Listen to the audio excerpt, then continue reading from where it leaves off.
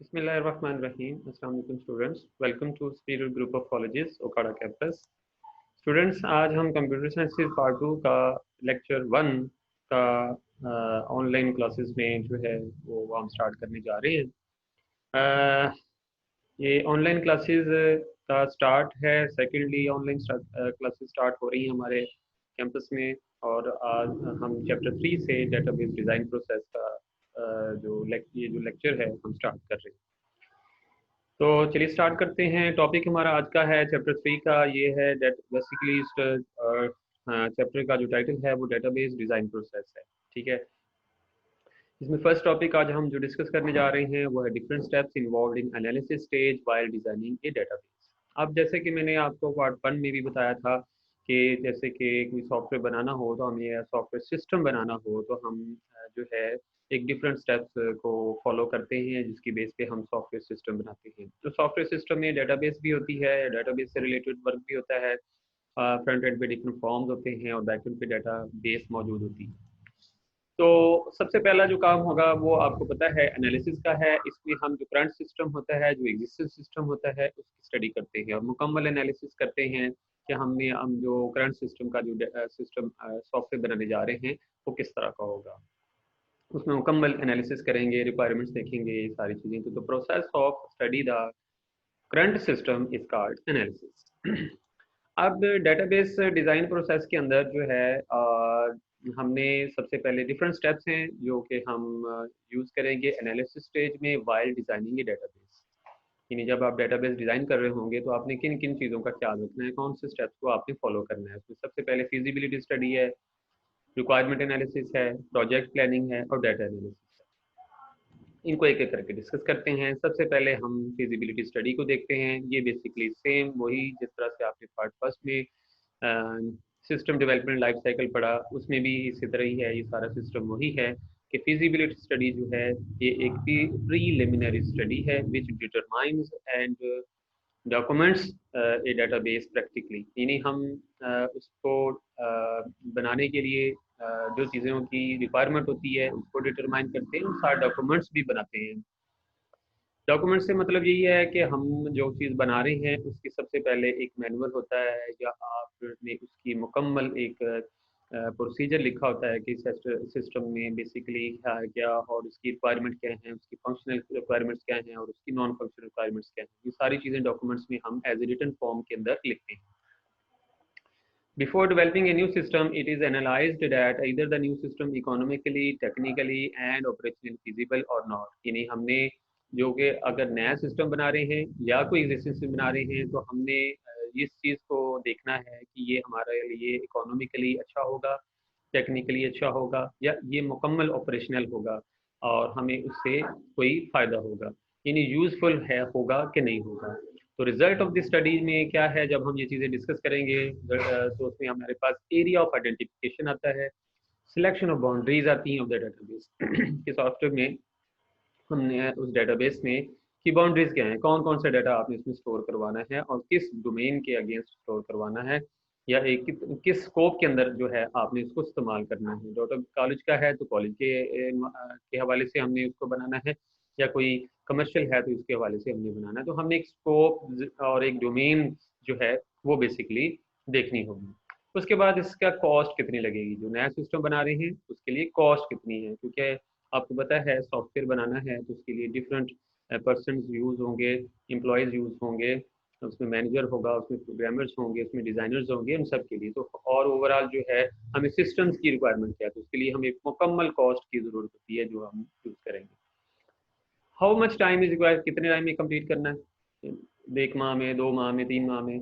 और what the new system return, और नया सिस्टम हमें क्या रिटर्न करेगा।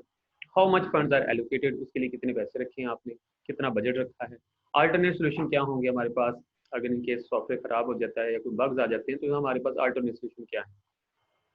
Result of the study are use to make a decision whether to proceed with the project और not.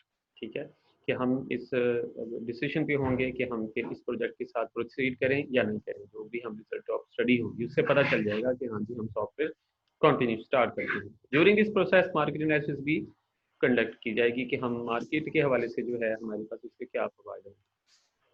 Second stage आती है रिक्वायरमेंट एनालिसिस। इसमें हमें सिस्टम की रिक्वायरमेंट देखी जाती है कि नहीं, या उसको आप रिक्वायरमेंट इंजीनियरिंग भी कहेंगे। यानी सिस्टम को बनाने के लिए या सिस्टम की जो रिक्वायरमेंट्स हैं या कस्टमर्स ने जो रिक्वायरमेंट्स दी हैं उसको हमने देखी। Systematic requirement is sometimes referred by name such as requirement gathering, requirement capturing और रिक्वायरमेंट स्पेसिफिकेशन। ये सारी चलें जो जो जिन चीज़ों की जरूरत होगी वो हम उसमें देखेंगे। Requirement must be measurable, testable, related to identified business need. हमें रिक्वायरमेंट्स जो हैं उस बिजनेस के मुताबिक, उस कारोबार के मुताबिक ही होंगी जो वो रिक्वायर करते हैं, ताकि हम उसके मुताबिक जो है सॉफ्टवेयर डिजाइन कर सकें। उसके बाद प्रोजेक्ट प्लानिंग है। ये सारा आप कह सकते हैं कि हमारा जो सॉफ्टवेयर है वो एक मुकम्मल एक प्रोजेक्ट है, उसकी प्लानिंग बहुत ज़रूरी है। Project planning is a part of project management. Initially the project scope is defined and appropriate method for complete. यानी कि हमें अगर वो प्रोजेक्ट स्कोप को डिफाइन करना है तो एक चीज़ के हमें जो है एक सॉफ्टवेयर को बनाने के लिए प्रॉपर मेथड्स यूज़ करने होंगे कि हमने किस तरह से उसको स्टार्ट करना है और किस तरह से एंड करना है। उसके लिए ड्यूरेशन की कितनी ज़रूरत है, कितनी देर में कंप्लीट होना है। एक पूरा एक वर्क ब्रेकडाउन स्ट्रक्चर होता है, या उसको आप इस तरह से कह सकते हैं कि डिफरेंट स्टेप्स होते हैं। उन स्टेप्स को में लगा कि हमने जैसे कि प्रीलिमिनरी इन्वेस्टिगेशन है उसको किया, वो काम कंप्लीट हो गया। फिर एनालिसिस की, वो भी काम कंप्लीट हो गया। फिर उसके बाद कोडिंग की, डिज़ाइन किया। ये डिफरेंट स्टेप्स हैं और वो समझ लें कि उसको हमने एक जो जो काम करने हैं उनको स्ट्रक्चर में डिवाइड कर दिया, ब्रेक डाउन कर दिया, स्टेप्स बना दिए कि ये काम करना है, काम करेंगे तो फिर दूसरा स्टार्ट करेंगे, दूसरा तो तीसरा, इस तरह से। फिर लॉजिकल डिपेंडेंसीज होती हैं, एक्टिविटी नेटवर्क डायग्राम होती हैं, यानी कि जैसे कि फ्लो चार्ट होते हैं, क्रिटिकल पाथ होते हैं, ये सारी चीज़ें। Then the necessary sources can be estimated and cost. ठीक है, इसी तरह से at this stage the project plan में बी ऑप्टिमाइज। यानी कि यानी ये वो सारी चीज़ें हैं जो हमने प्रोजेक्ट प्लानिंग के अंदर इस्तेमाल करें।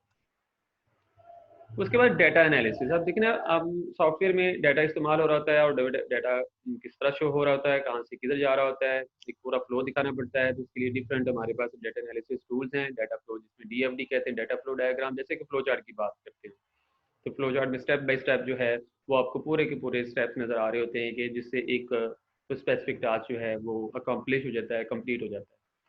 फिर data flow diagram is a geographical representation of the graph. Arrows represent करना है, रेक्टेंगल्स बनानी है, डाटा को शो करना है। एक विजुअल फॉर्म में डाटा जो है वो प्रोसेस होता हुआ हम एक डीएफडी के अंदर रिप्रेजेंट करेंगे।